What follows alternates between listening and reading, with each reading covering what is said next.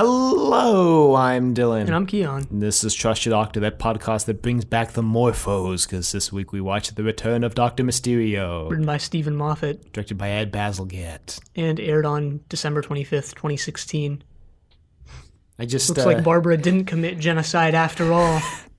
Unless this is before the Keys of Marinus. I mean, genocide doesn't necessarily mean you've wiped out the entirety of their race.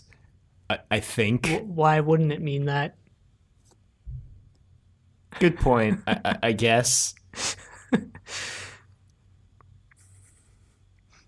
mean, was that brings up a good point in that, was that the entirety of the Morpho race in... It was Keys of Marinus. Keys of Marinus? I don't remember. Or was it just Beats the heck out of me. Or was it just a splinter group that she killed that we just made a joke about it being genocide and now it's forever ingrained in Trust Your Doctor history? Yeah, like that time that Omega tried to flood Amsterdam.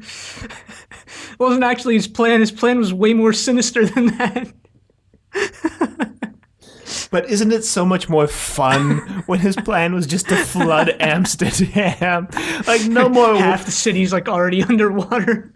No more world-ending scenarios on Doctor Who. Just some guy with a really small-scale plan, like, I just want to really flood Amsterdam.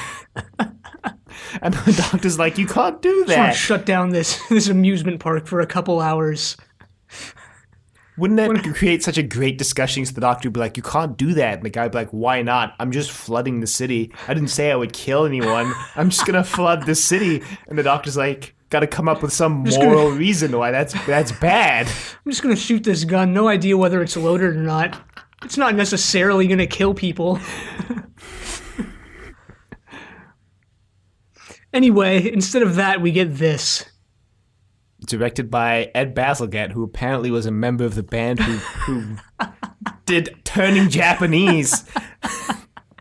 What a weird thing to have on your resume. Yeah, but Ed Bagel Baguette Gazette is back. It's better the second time. That one was like a 4 out of 10. Off podcast, Keon tried the same joke, and it was like a 3 out of 10 execution. So that was the practice run. You know how they say, like, if you're doing stand-up comedy, the second you start thinking about what you're doing, that's when you just fail and bomb completely. That actually doesn't apply for this joke, I guess, because it's the second time I thought about it.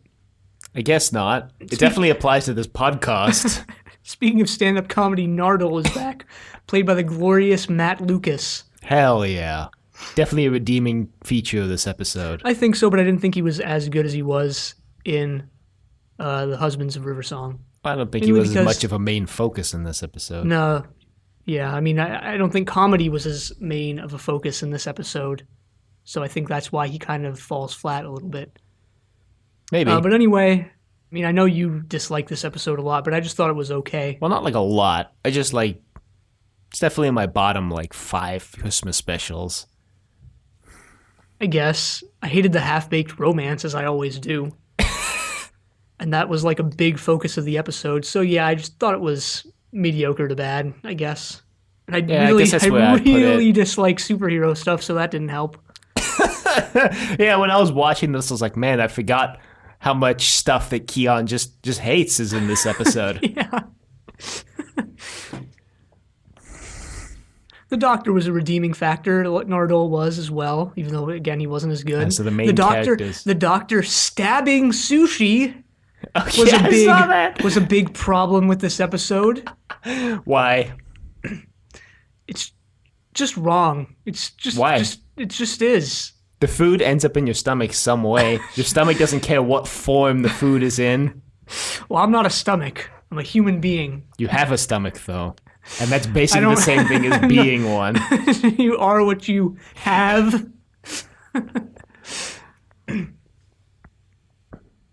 Exactly. I mean, some people eat sushi with forks, so at least he stabbed it. Even worse. At least he stabbed it with the chopsticks. Some people just grab it and shove it into their mouths. Yeah, exactly. Some people don't even use any utensils. They just tilt the plate towards their mouth and hoover it up.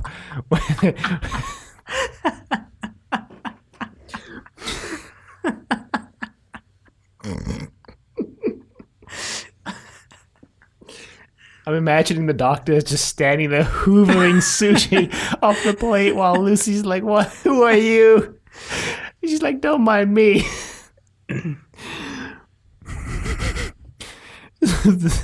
Just a side note reminder here that the proper term is vacuuming. Hoovering is funnier. Herbert hoovering. Anyway, the plot of this. It begins with the doctor. He's like dangling outside a... Well, actually we see Grant and he's like dreaming or remembering. Yeah, right off the bat there's some Steven Moffat time shenanigans. I think in this episode they really work and enhance the story because there's some comedic timing with some of these that I think really lands. Mm-hmm. It's a good addition there. It's all right. Can't get through a Steven Moffat story without having time shenanigans. Well, I just wish they committed to do it for the whole episode because like halfway through the episode it just stops. It was just to establish like Grant's character, I guess.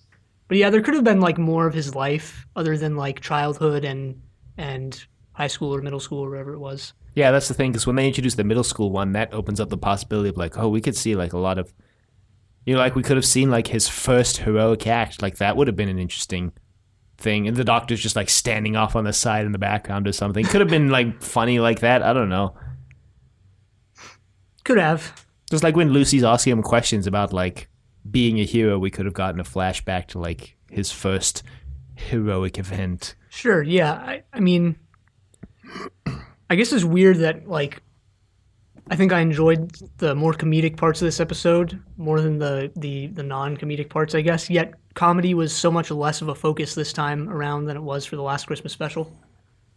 You mean the immediate Lost episode we just watched that everyone would have watched if you were watching these in order? Yeah. Well, I mean, that's the one you would compare this to because it does have recurring characters and villains, and it's the next episode in order. Right. So... Anyway, yeah, the doctor is dangling outside this kid's window. This is in New York, by the way. So the drop is very, would kill him, I guess. The doctor has fallen from heights before and been fine. The 10th Doctor jumped out of that spaceship. Yeah. The glass broke his fall, though, remember? Right. I saw someone on Twitter that were like, hang on a minute, 10th Doctor can fall out of a spaceship and he's just fine, but the 4th Doctor falls off like a building and he's just dead. He's just gone. It's like in the old GTA games when you jump off a skyscraper, but you like hit some other skyscrapers on the way down and the game counts you as like landing every time you hit, so like you just knock yourself on like 50 skyscrapers, fall from like 1,000 feet, and you're okay. Fall physics. But the doctor ends up getting saved by the kid, and the kid told his mom that he just saw some old guy dangling, and the doctor's like, I guess she thought I was Santa Claus. Well, it's implied. He doesn't say it. He doesn't say that outright. But yes, it's Christmas. It does go ho, ho, ho. Yeah. So. Eats a cookie, as Santa is known to do. Yum. Damn, I want some cookies now. You know what? Never go to a grocery store when you're hungry saying? Turns out, never watch Doctor Who when you're hungry.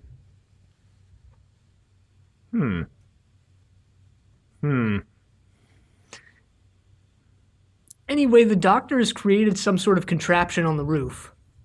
Which apparently isn't that important. No, it's not. I thought, like, the Doctor has this explanation of what it is, and I'm like, all right, I need to remember this. But no, I didn't need to remember any of it. Which is good, because I didn't. I mean, like, not even in the context of the story. I just mean, like, in the context of protecting Earth, since they never actually turn it on, and Earth is just fine. So...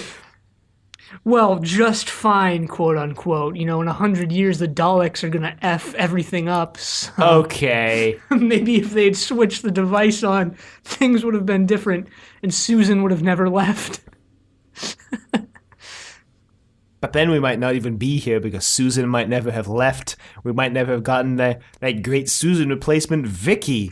And that might have completely changed the Doctor's timeline. You're saying if we never got Vicky, we would have just ended the podcast?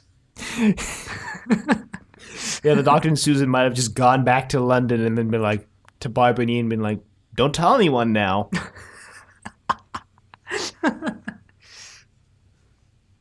Barbara and Ian might never have left without Susan leaving first to show them that they had that ability to do so. Oh, God. There's so many paradoxes you can get into. Anyway, I guess we really don't want to talk about this episode. But, we should mention the kid has a lot of comic book memorabilia in his room. Like his walls I think his wallpaper is literally just comic book panels. I made a note here. Putting your inspiration in the episode doesn't make it good, Steven. You kind of have to have the kid be into comic books because of what happens next. I mean, that's why he becomes what he is. But I'm specifically referring to the Doctor talking about Superman and Clark Kent, and then, literally Grant being Superman with the alternate identity, falling in love with a reporter. Really? Well, he created that scenario out of what we're going to explain in a second. That was all him, rewriting history, not history, but rewriting. I don't think the gem was itself. literally rewriting Lucy's timeline. Well, let's get into what the gem is, and then we can kind of discuss this. So the Doctor has this gem from another planet, and it's basically all powerful. Yeah. It can... Well, as far as I understood it, it could make you rewrite, or it could rewrite the world itself. I don't think it could rewrite the world, but the Doctor's it'll give you what you want, basically. If you want something, the gem can create it for you. I don't think it literally rewrites time. Maybe Lucy didn't even exist before what's his name got the gem. I don't know. That'd be weird. My interpretation of this was that as soon as he got the gem, the fabric of space and time itself changed, and he was now this comic book life, this superhero life. So I guess it leaves open the question of how much of this is caused by I don't even what's the kid's name? I don't even remember. Grant. Damn it.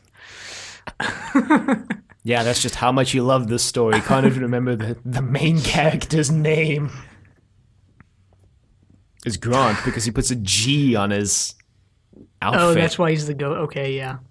Actually, he's the ghost because the name of that gem was the ghost or something. I didn't pick that up on my first watch through. But each of the 4 gems that's remaining has a name, and the Doctor says this one's called the Ghost of something something. Dr. Mysterio, by the way, is an alias for the Doctor. Yeah. It's not the character you think it would be. Well, like I explained off recording last week, I think it was Portuguese, but Doctor Who, when they translated it to Portuguese, the direct translation of the Portuguese they used in English is Dr. Mysterio. So that must have caused some confusion. I mean, I'm sure that was intentional on Steven's part. I guess we're just on a first name basis now. Steve, good old Steve. Good old SM. So, yeah, Grant gets superpowers. The Doctor's promise me you'll never use them. This is in a later flashback. This is later, but earlier. This is later within the timeline of young Grant, but earlier within the timeline of old Grant. In the present, we meet... Brock. The Pokemon character. This is what happens when Brock opens his eyes. He becomes a wealthy CEO. Doesn't Brock leave the trio at some point and become a gym leader? He started as a gym leader and then he just abandoned his duties. And then he goes back to the gym eventually. Yeah, so it was just an extended leave of absence. Also, just to preface this, I know every single difference between the Japanese version of the Pokemon anime and the English one, and the funniest, because I looked a lot of them up as a kid. And like the funniest one is how they just like in the English version, Brock is an orphan and his parents are dead, but that's like not even a thing in the original version. It's just something they wrote in. That's like in in Sailor Moon. Oh God, where's this going? Two of the I don't know a lot about Sailor Moon, but like two of the characters are like in the Japanese version, they're like in love with each other and they're both women, so they're lesbians. But when they translated it to when they did the English, Just I think like the best dub. friends. Yeah, no, even worse than that. When they did the English dub, they're like, I guess they thought it would be too risque for, I guess, quote, Western, unquote, audiences. So they made them like cousins, but like the love overtones are still there. So now instead of it just being lesbians, they're incestual lesbians. So.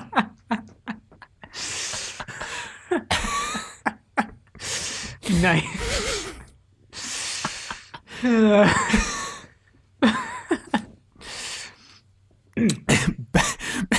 Back to The this. story at hand. We meet Brock, and he's like the CEO of this company called Harmony Shoal. And if you like immediately watched last week's episode, for us anyway, last week, you're like, oh, like the Shoal of the Winter Harmony. That's suspicious. I didn't make that connection because I actually forgot their name. Yeah, they're called the Shoal of Winter Harmony. Yeah. And the freaking Harmony Shoal building has the spinning globe at the top, like the Daily Planet building in the DC Comics universe. Again, I think it makes you wonder, like, how much of this is from Grant's imagination. I don't know if Grant would dream up these aliens living in a building with a rotating globe on top. Maybe he's the one creating all the problems that he fixes. I don't think that. Well, because the gem stops existing, like in the one where the doctor's like, "Hey, promise me you'll never use these powers." The doctor says the gem has just like bonded with your DNA. It like doesn't exist as a gem anymore. It's basically the gem is your superpowers now, and that's it. Yeah, so maybe he like can't stop his like mind from changing reality. I don't know. think that's the case. I don't know. Anyway, the doctor. This is actually out of order, but we'll just explain it here. The doctor tells young Grant that the gem will pass, essentially that he'll crap it out at some point. Which is funny because we see Grant 20 years later with powers. So my first thought was like, okay, hasn't used the restroom in 20 years. Or maybe he hasn't. It's like that old myth that was like, if you swallow gum, it'll stay in your stomach for 5 years or whatever. Wasn't that like partially true because like most gum is like totally resistant to like stomach acid, but you eventually will just like crap it out. It won't just stay there, but like your stomach can't do anything to it. I don't know. I don't swallow gum. You're missing out. Am I? Yeah. Could you swallow enough gum to just always feel full? That would probably kill you because you would like never want to eat, but you'd have absolutely no like nutrition going into your body. No, this is a big brain idea. Also, the gum would probably look like a brain in your stomach. Probably. Ish. Speaking of brains, Harmony Shoal is a little more sinister than they appear. Yeah, I don't really know what Brock thought this company was doing. So Brock is like he's like a CEO level person, right? Yeah. And he just goes into this room. Well, there's this guy at the press conference actually, and he and Brock meet up afterwards, and they go into this room full of brains. And Brock is like, "Look, I don't know what this entire operation is for. I have no idea what these brains are. I basically know nothing other than this is super important to Harmony Shoal and we need to do it." But then the guy just takes Brock's body and just kills Brock. Yeah, because the guy's telling Brock like the brains are multiplying, and Brock's like, "Look, I don't know anything about this. You're the scientist. I'm just a businessman." And they kill Brock. This is when Lucy is like listening in, and the doctor stabbed his sushi. Yeah. So Lucy is like a reporter investigating Harmony Shoal. Right. And then And that's like the entirety of her character yeah, well, not completely. until the end of the story. They try to escape, but the guy who killed Brock, who we should mention, is one of these brains and vats, who's already gone through the transplant process and is now in a human body. He stops the Doctor and Lucy, and also Nardole is there as well. Well, the Doctor says that they've put the buildings in every capital city around the world, and Nardell's like, no, they haven't. The Doctor's like, yeah, they haven't. He's like, New York's not a capital city. I'm like, really? You're really dense, Doctor. Like, you're literally standing in the New York office when you say this. Anyway, that becomes important later. But then the Doctor, like, he turns around because the guy's like, I'm just going to have to tell people I shot you in self-defense. And then the Doctor turns around and is like, all right, tell them you shot us in the back in self-defense. And I'm like, cunning plan. For all of 3 seconds. Yeah, because then the ghost shows up. The ghost is Grant. It's his superhero alter ego. He just busts in and saves the day. And they all just go home. Flies off with Lucy and just ditches the Doctor and Nardole. And the Doctor's like, wow. Yep. But then Grant gets a beep on his baby monitor, so he flies to go look at the baby. But the Doctor's holding him. Oh, like sinister. He's like, well. Yeah, because we actually didn't mention that we interspliced throughout all of this so far. We'd been seeing scenes or just shots of like Grant as a babysitter, babysitting a baby. Well, he's a nanny. Nanny, yeah. Full-time professional. Which means I guess he lives there. No, I don't think he does. You don't think he's a live-in nanny? No, I don't. Well, maybe he is. I'm not sure. Like, the term nanny usually implies they like almost like a governess. No, I don't think so. I think a nanny is usually used as like a babysitter, but like with a more stable position. Like they're definitely there like on a regular basis and not just like, hey, call. Yeah, they basically raise the kids. Yeah. Which would require them living there. No, it wouldn't require that. I guess. I've seen that word nanny used like a lot when they don't live there. But it doesn't really matter. So this is when we kind of, if you didn't already know, this is when you get that like, okay, Grant is the ghost. I mean, yeah. Because I was going to say, the only reason why I would assume he lives there is because, like, he just doesn't leave when Lucy gets home. She's just like, he just hangs around for like the next 3 hours. It's like midnight and he's just hanging around in her house. I guess. Instead of going home. It could be that she like works a lot at home, which we see her doing. So he just kind of stays there to watch the kid. But yeah, maybe he does live there. But this is when the Doctor is like talking with Grant. He's just like bumming on the couch. Staying there in exchange for watching the kid. Well, the Doctor's talking with Grant, and this is when we get the flashback to like middle school where Grant is like, I can't control the X-ray vision. Well, it's not a bad problem to have. Yeah, it is. It's a terrible problem. It's like young Cyclops from the X-Men. Okay, but that would kill less death. The X-ray vision doesn't kill people. He just sees some stuff he doesn't want to see. So it's not the worst thing that could happen. It could be like he can't control his super strength and he's just punching his way through walls or people. That would be a more major problem. It could be like can't control his mind-reading powers. That would be a bigger problem too. Just overhear someone like, man, that Grant kid just sucks. Anyway, then Grant explains his whole history with Lucy, where he's like, yeah, we lost contact for a long time, but then I ran into her again, like, randomly, and then my best friend and her got married, and they had a kid, and then my friend just, like, ditched as soon as the kid showed up, and now I'm looking after his kid because I'm in love with her. And the Doctor's like, he just shouts thank you, and Grant's like, who, what is that for? He's like, there's someone out there worse at this than me. And I'm like, wow. Worse at, I don't remember that line. What is he even referring to with that? Living, I guess. Having a satisfying life. Well, you know what? Remember in the classic show when there was no romance BS in Doctor Who? No. Well, I do. It's been there literally since No, Vicky no, left. no, but not in this capacity. Literally since Susan not in left. this capacity. Literally since No, Susan left. not in this way. It's not this stupid soap opera nonsense. And it's not like it wasn't the main like focus ever. And it wasn't half baked with like terrible acting ever. Because What this is about something I'm going Perry to talk about at literally the end. marrying King Yakarnos? That was pretty major.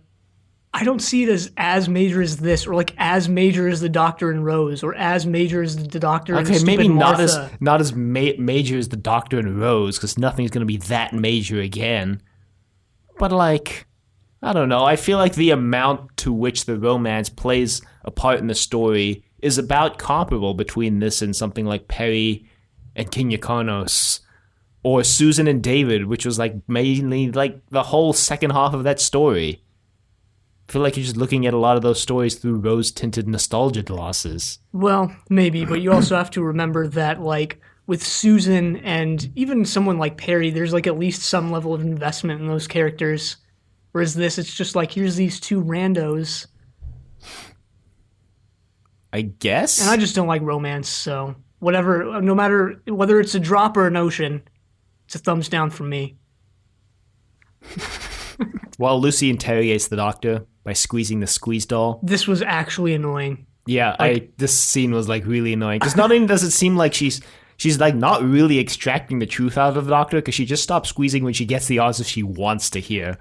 Yeah, here's also the thing. Well, this is like foreshadowing for how like crappy of a reporter Lucy really is, especially when she goes and like has her interview with the ghost and asks like the quote unquote real hard hitting questions. Yeah, she's a pretty terrible reporter.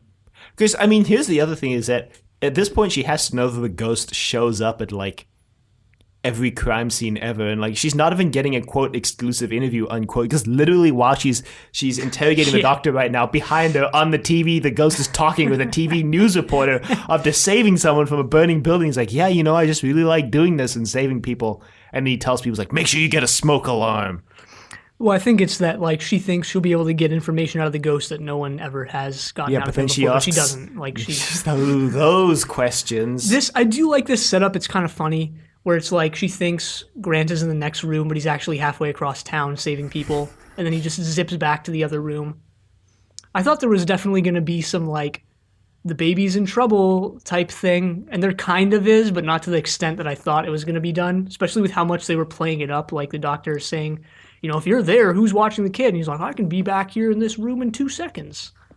Yeah, It's like, oh, gee, I wonder when that's going to come back into play. I guess never, thanks to the glorious Shakespeare of our time, Steven Moffat.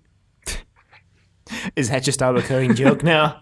First it was J.K., now it's Steven. J.K. Rowling's still alive and still writing. No, J.K. was the Shakespeare of our time. Oh. Rowling. It's actually Rowling, but I'll never like naturally pronounce it that way. J.K. Rowling. Yeah.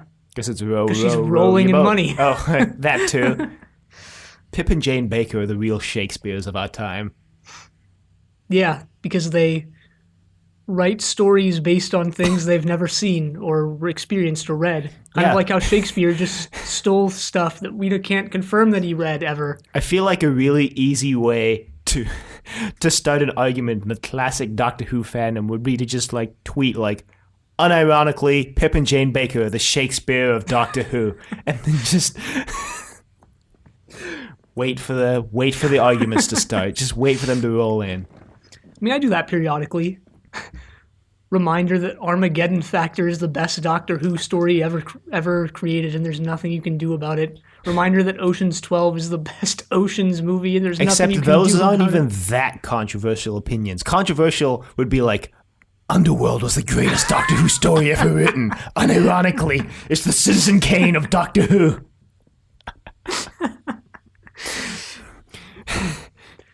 Then what's Fear. I can't even finish that.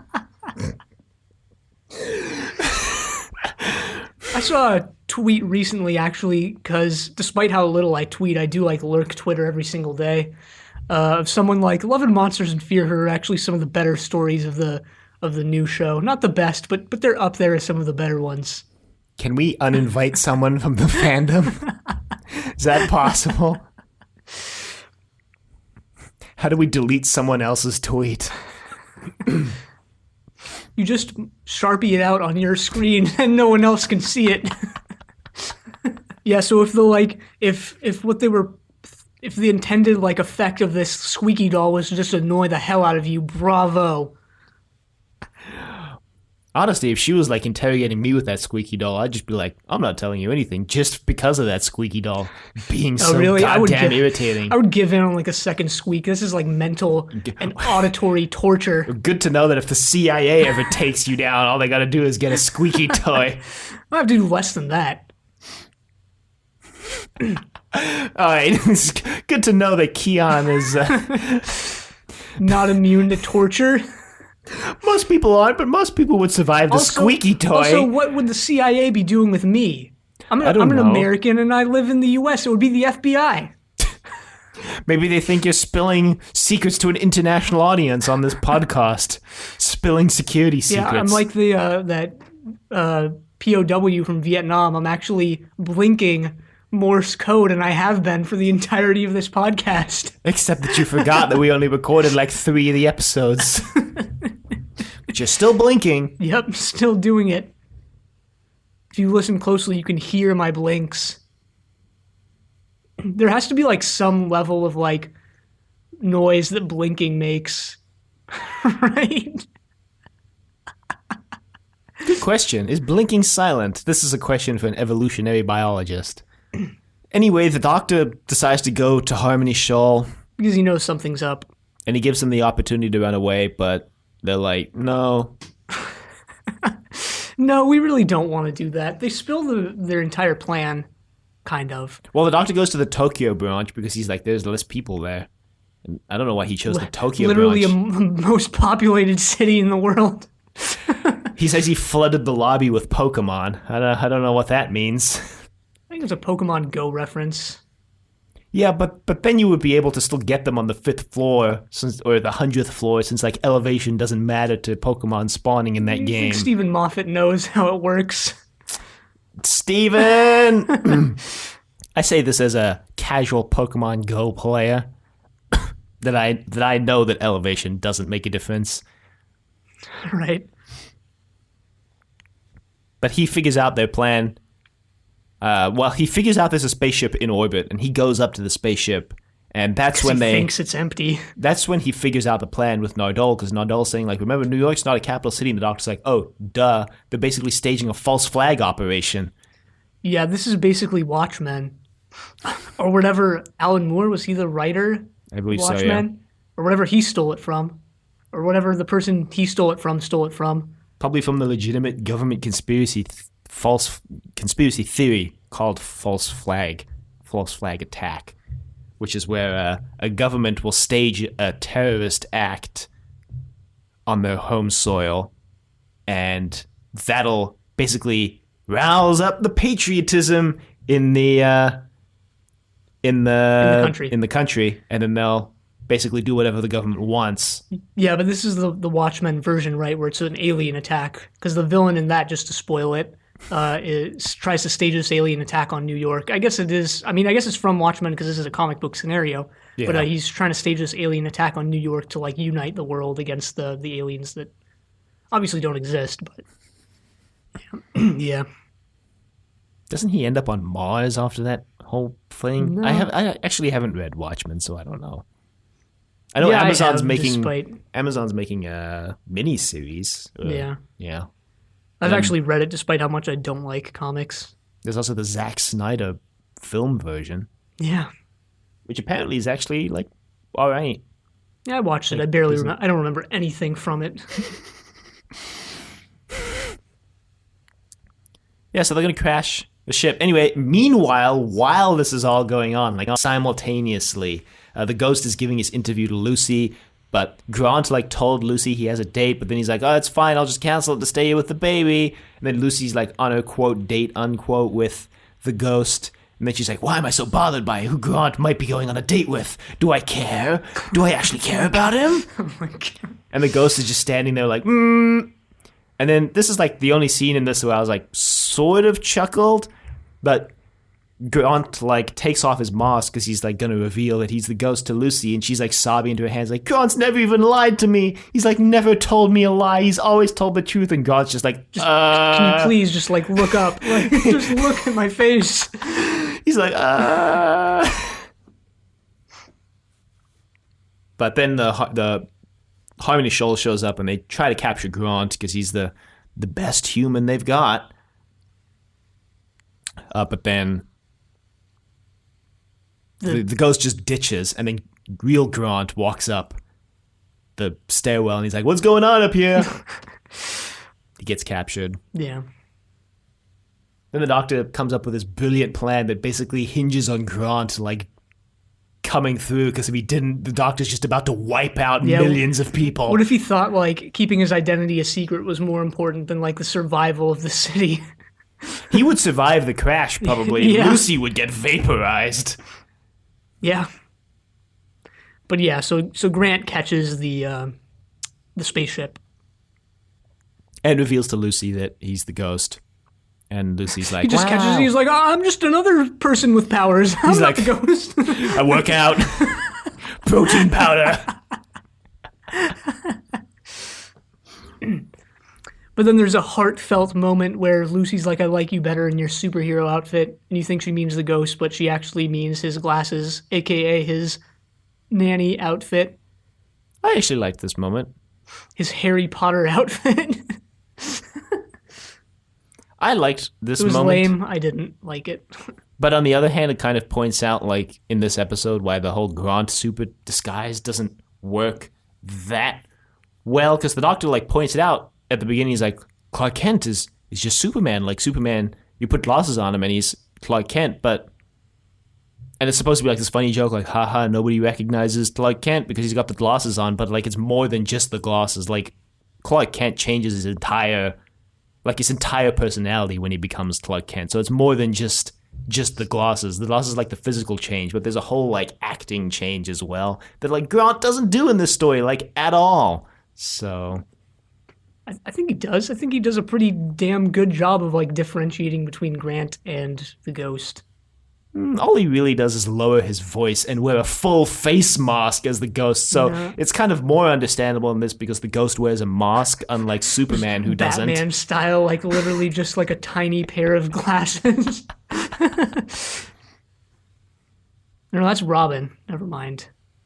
Yeah, how is Robin's like identity not? I guess Robin doesn't even like have a life outside of being a sidekick. I don't know. Actually, I have no idea. I'm pretty sure Robin's entire life is like he's just basically Batman's sidekick. Like, I'm pretty sure at least one of the Robins was just an orphan that Bruce Wayne adopted. Now he's just Robin. His service. He's just Robin forever. Literally creating child soldiers. Jesus. There's at least one comic story where the Joker calls I almost said the Batman. He calls like the cartoon, the Batman. Yeah, where the Joker calls Batman out on this, and he's like, how many Robins have you had at this point? You're basically creating, like, you're basically just teaching them to fight and then unleashing them upon the world. So, good times. What's Batman's response? No, I'm not. You are not. He's like, you're crazy. You're the Joker. You can't make any sense.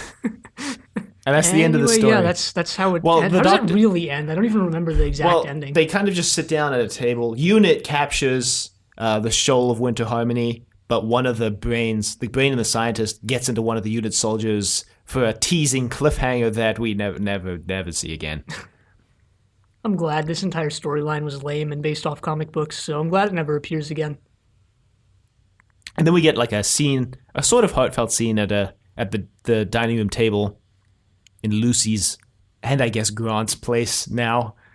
I guess. I don't know. I have literally no memory of this scene. And the Doctor says something like, oh, Grant, you won't have to worry about protecting the human race anymore because I'm back. You know, I was gone for a while, but I'm back.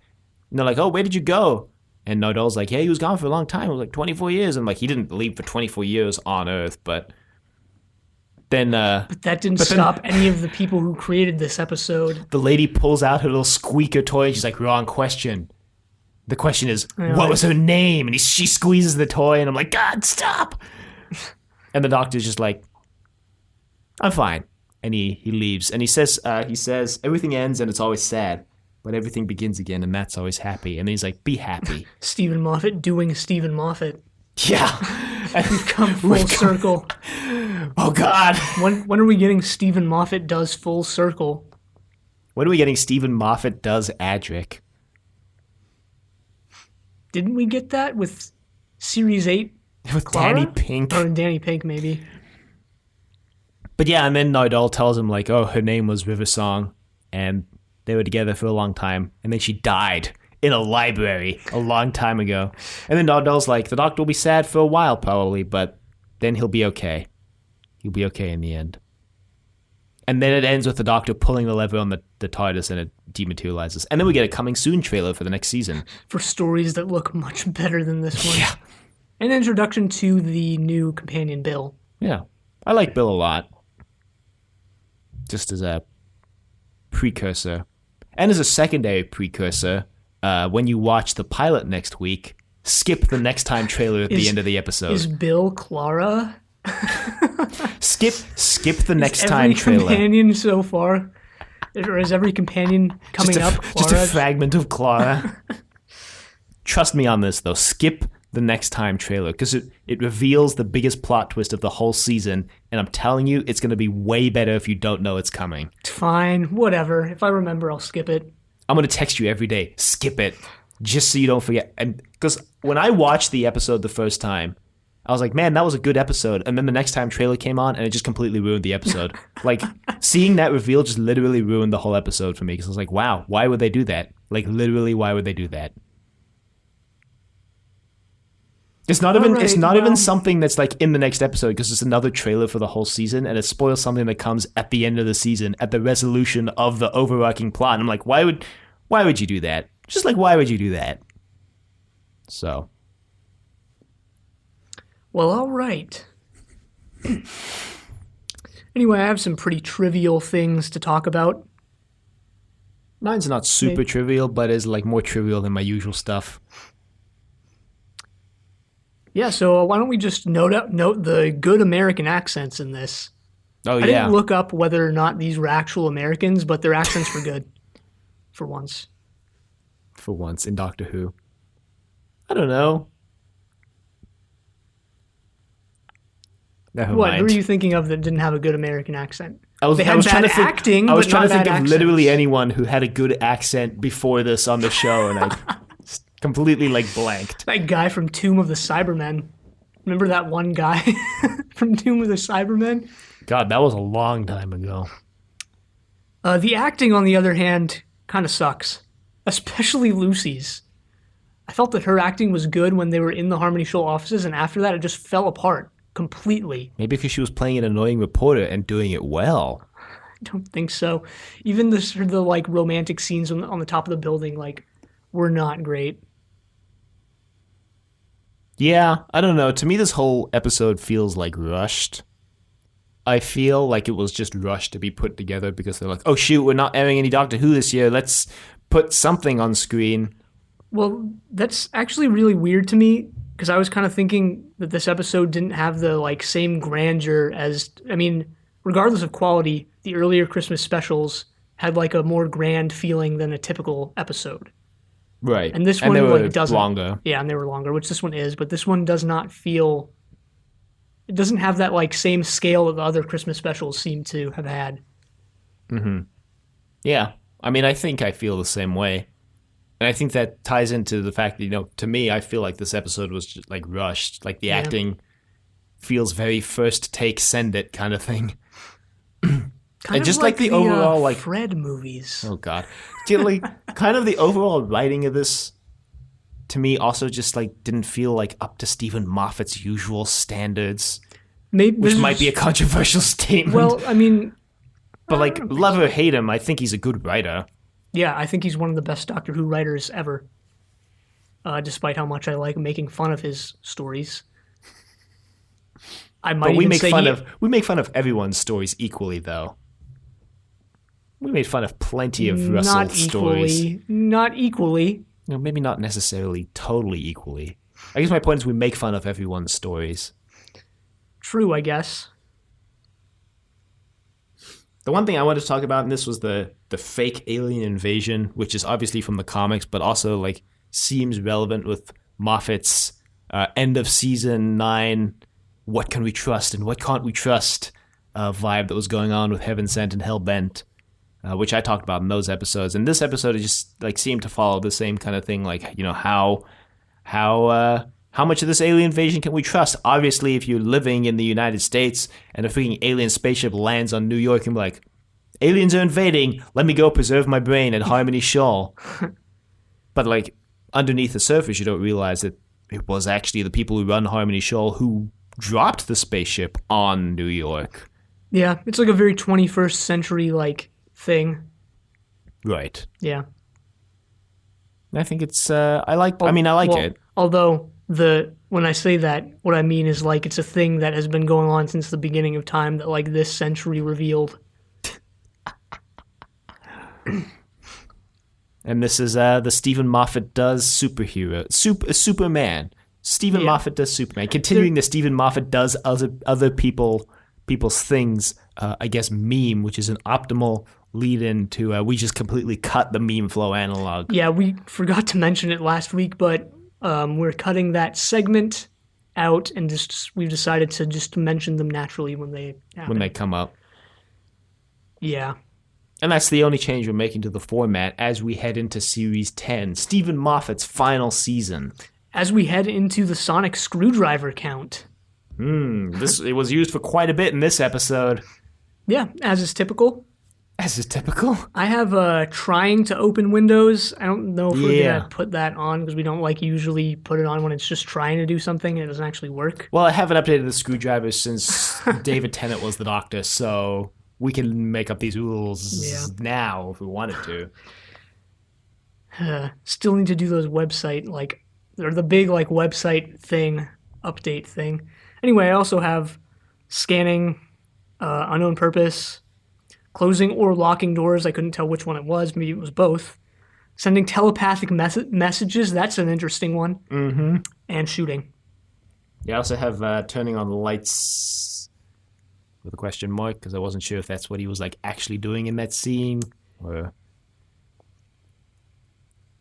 Yeah, speaking of scenes in Lucy's apartment, you gotta wonder how much she's making as a reporter, because this is what, Manhattan? It's a pretty big apartment. It's probably one of the most expensive apartments in the world, basically, for the size and what it is, considering it's in New York. Maybe she has an inheritance. Because her reporting skills don't seem like they would support that lifestyle. Maybe since all of this was caused by Grant and the Gem rewriting history, maybe you just imagined her being super rich. Right. That's what happened. Did you have any quotes from this one? Because I didn't. I did. I have 3 of them, all from the Doctor. Because he was the only one who had quotes that I thought were actually kind of funny in this episode. Well, this one's not funny. When the Doctor says, I'm the Doctor, and young Grant is there's lots of doctors, and the Doctor says, I started it. They were all based on me. Lies. Lying through your teeth. My other 2 are more interesting. I don't remember the context for this one anymore, but the Doctor says, I'm me. I am the Doctor, and even I think this is insane. And then my last one is the Doctor going, it's triple deadlocked sealed. It'll hold for at least 10 minutes. And that's it. Those are my quotes. Yeah, those are pretty good. And that's it. We're now getting into 2017. We're only 2.5 years away from air date to podcast date. Doesn't feel real yet. It's increasingly feeling more real. It'll feel real when we get to the 13th Doctor. Yeah, that's probably. When they'll be oh shoot, here we are. Nothing left to watch. Yeah. That's actually going to be the real, heavy-hitting thing is, of the main Doctor Who series, for the last 6 years of my life, there's always been, the next story to watch. And now, as soon as we catch up, there's not going to be that next story. That's going to be But the most surreal podcast thing. will go on. No, yeah, the podcast isn't. This podcast will going weather anywhere. everything. We have to, or else we die. Oh yeah, I forgot about that. Well, you can email us at thedoctor@decorativevegetable.com. Questions, comments, concerns, angry rants, love letters, your thoughts on Grant. You can find us on YouTube at Decorative Vegetable. You can find us on Apple Podcasts and Google Play at Trust Your Doctor, and Spotify at Trust Your Doctor.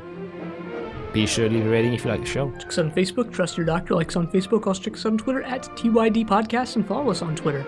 And next time we're going to be watching the pilot, interestingly named episode. But until then, the end.